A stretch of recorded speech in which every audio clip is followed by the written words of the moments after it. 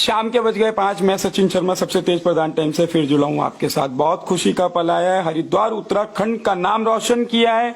जहां आरा अंसारी ग्राम सराय हरिद्वार एक छोटे से ग्राम से मुस्लिम समाज से जज बनी है। बहुत खुशी का पल है। देखिए, अपनी बेटी का मुंह मीठा करवाते हुए इस बेटी ने पूरे गांव का, पूरे उत्तराखंड का नाम रोशन किया है। जज बनने के बाद तो सीधे जुड़े हैं आप सबसे तेज प्रधान टाइम से। आप देख रहे हैं लाइव प्रसारण। जज बनी है। आप देखिए कितना कितना भाग्यशाली ये दिन आया है एक पिता के लिए कि उनकी बेटी ने जज बनकर नाम रोशन किया है। पूरे गांव का, पूरे हरिद्वार का, एक छोटा सा गांव कितना कठिन रहता होगा। मुस्लिम समाज जिसमें कहीं अभी कुछ जगह पर ऐसा देखा जाता है कि समाज से महिलाएं कम बाहर आती हैं। तो जब कम बाहर आती हैं तो शिक्षा नहीं मिल पाती है। जब शिक्षा नहीं मिलती है तो बड़े पदों पर नहीं बैठ पाती हैं। तो कितना बड़ा मन कर अपनी बेटी को पढ़ाया लिखाया, हर संभव मदद करी बेटी की। और उस बेटी ने बदले में अपने परिवार को, पूरे उत्तराखंड को, पूरे हरिद्वार को नाम रोशन कर दिया। मिसाल बनी है ये बेटी, मिसाल बनी है। हरिद्वार से जज बनी है। मुस्लिम समुदाय से आती हैं, समाज से आती हैं। बहुत ही खुशी का पल है। तो आइए सीधे जुड़ते हैं जज साहब से। कठिनाइयां, कैसी कठिनाइयां, किन कठिनाइयों की चुनौतियों को पार करते हुए आप यहां तक पहुंचे हैं? सबसे पहले मैं स्वागत करता हूं सबसे तेज प्रधान टाइम परिवार की ओर से आपका। तो कितनी कठिनाइयां रही हैं आपके साथ? सर, अगर मैं कठिनाइयों की बात करी तो जैसे कि आपने सबसे पहले बोला है कि मुस्लिम समाज, तो मैं वहीं से स्टार्ट करूंगी कि मुस्लिम समाज में हर कोई जानता है कि लड़कियों को बाहर नहीं निकलने दिया जाता है। पढ़ाई तो इतने लेवल तक आना तो बहुत दूर की बात है। तो मैं सबसे पहले तो यही बोलूंगी कि फैमिली में क्या रिलेशन वाले जितने भी होते हैं, हर किसी ने, मेरे साथ मेरे फादर बैठे हुए हैं और ये मेरे भाई बैठे हुए हैं, पूरे फैमिली के सपोर्ट से आज मैं यहाँ पर हूँ। क्योंकि इन्होंने भी वही सब सुना है जो कि समाज में लोग बोलते हैं, अरे बेटी है, बेटी को क्यों पढ़ा रहे हो, कितना पढ़ाओगे, बेटी बन के क्या करेगी, दूसरे घर जाना है। लेकिन उसके बावजूद मेरी पूरी फैमिली ने मुझे इतना ज्यादा सपोर्ट किया है और माशाल्लाह इन्हीं की वजह से मैं आज यहाँ तक पहुंची।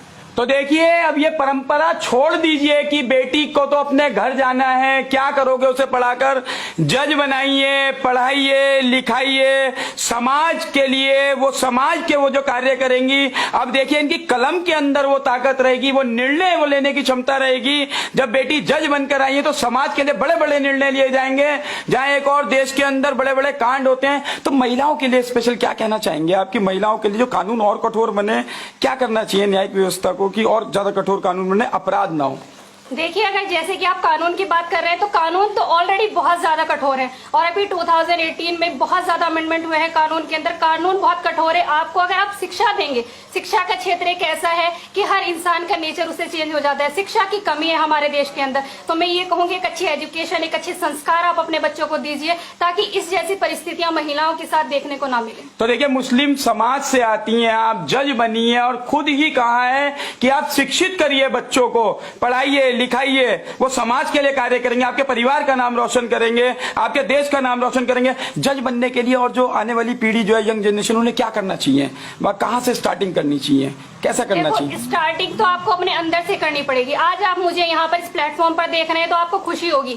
आप कहेंगे अरे उसकी बेटी देखिए जज बनी है, उस बिटिया को देखिए, लेकिन वो बिटिया कैसे बनी है आपको ये समझना होगा। आपको सपोर्ट करना होगा अपने बच्चों के। और हर बच्चे से मैं ये कहना चाहूंगी कि आप ये चीज दिखाइए अपने पेरेंट्स को कि आपके अंदर भी प्रतिभा है, अगर ये कर सकती है तो हम भी कर सकते हैं। तो इंशाल्लाह आपको कामयाबी मिलेगी, फैमिली आपको सपोर्ट करेगी और आप अपना जज्बा दिखाइए और इंशाल्लाह आप भी यहाँ तक पहुंचेंगे।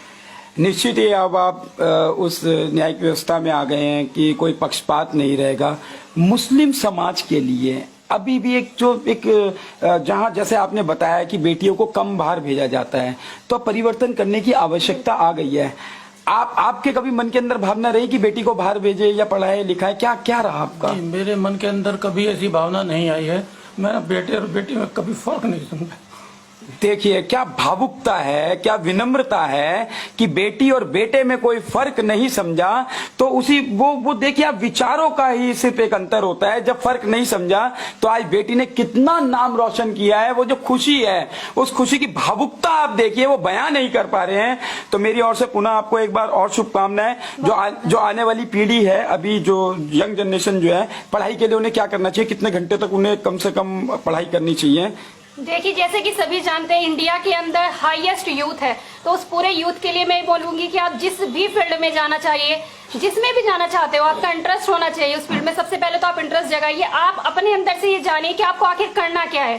जो चीज आपको करनी है पूरी लगन और मेहनत से करिए। देखो, टाइम क्या है, हर किसी के लिए अलग होता है, हर किसी का शेड्यूल अलग है। अपने अकॉर्डिंग आपको नाइट में मिलता है, आपको डे में मिलता है, आपको टाइम निकालना पड़ेगा। कोई भी चीज इजी नहीं है और कोई चीज बहुत टफ भी नहीं है। अगर आपने मन से ठान लिया है तो टाइम आपको देना पड़ेगा। वही हर किसी का अपना है, 8 to 10 आवर, 11 to 12, ये तो आपको देना ही पड़ेगा। इससे कम में बिल्कुल भी काम नहीं चलेगा। तो देखिए, बहुत बड़ी उपलब्धि है मुस्लिम समाज से आकर इतना पढ़ना लिखना, बाहर जाना, मेहनत करना, परिवार का पूरा सहयोग मिला है। उनके भाई मेरे साथ जुड़े हैं, उनके पिता मेरे साथ जुड़े हुए हैं। इन परिस्थितियों में अपनी बेटी को, अपनी इज्जत को देखते हुए उन्होंने पढ़ाया लिखाया, मान सम्मान दिया और उस बेटी ने 4 गुना कर लौटाया।